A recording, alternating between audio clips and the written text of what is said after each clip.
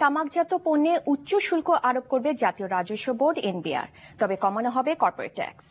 সকালে এক সংবাদ সম্মেলনে এসব তথ্য জানান এনবিআর চেয়ারম্যান গোলাম হোসেন। তিনি জানান, চলতি অর্থ বছরে রাজস্ব আদায়ের লক্ষ্যমাত্রা 11,000 কোটি টাকা কমানো হয়েছে। এছাড়া সংসদ সদস্যদের আয়ের বিষয়টিও খতিয়ে দেখা হচ্ছে বলে জানান তিনি। হাসানুল শাওনের রিপোর্ট।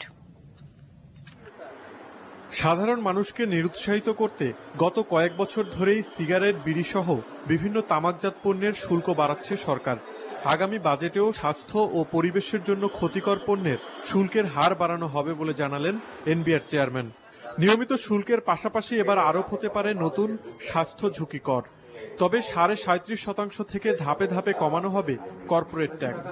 কর্পোরেট ইনকাম ট্যাক্সকে আগামী কয়েক বছরের মধ্যে ধাপে ধাপে এমন একটা পর্যায়ে নিয়ে আসার জন্য কাজ করা হবে যাতে করে এটা পার্সোনাল ইনকাম ট্যাক্সের অ্যাটলিস্ট সমান হয়। এনি ইউজ অফ টোবাকোর জন্য, স্বাস্থ্য ঝুঁকির জন্য কোনো একটা ট্যাক্স, নতুন ট্যাক্স আমরা ইন্ট্রোডিউস করা যায় কিনা, আমরা সেটা নিয়ে যে এখন ভাবছি। জনস্বাস্থ্যের জন্য ক্ষতিকর যত প্রোডাক্ট আছে সেগুলিকে আমাদেরকে ডিসকারেজ করতে হবে, and they must pay high tax.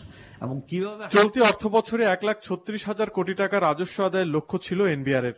রাজনৈতিক অস্থিরতার কারণে রাজস্ব আদায়ে পিছিয়ে পড়ায় সংশোধিত লক্ষ্যমাত্রা নির্ধারণ করা হয়েছে 1,25,000 কোটি টাকা। একটা সিঙ্গেল উদ্দেশ্য যে আমাদের এই লক্ষ্যমাত্রা, we must be able to accomplish this লক্ষ্যমাত্রা। আমরা সেই জন্য কাজ করে যাচ্ছি। এনবিআর চেয়ারম্যান আরো জানান, সংসদ সদস্যদের হলফনামায় উল্লেখিত আয়ের বিষয়টি খতিয়ে দেখা হচ্ছে। পত্রপত্রিকান্তরে যেসব খবর প্রকাশিত হয়েছে regarding corruption or similar things, সেগুলি সম্পর্কে আয়কর আইনে খতিয়ে দেখার কোনো বাধা নাই, আমরা দেখছি। এছাড়া বিএনপি চেয়ারপারসন বেগম খালেদা জিয়ার জব্দ হওয়া ব্যাংক হিসেবের বিষয়ে এক প্রশ্নের জবাবে এনবিআর চেয়ারম্যান জানান, হিসেবটি চালুর বিষয়ে কোনো আবেদন করা হয়নি। Hasanul Shaon, NTV news, Dhaka.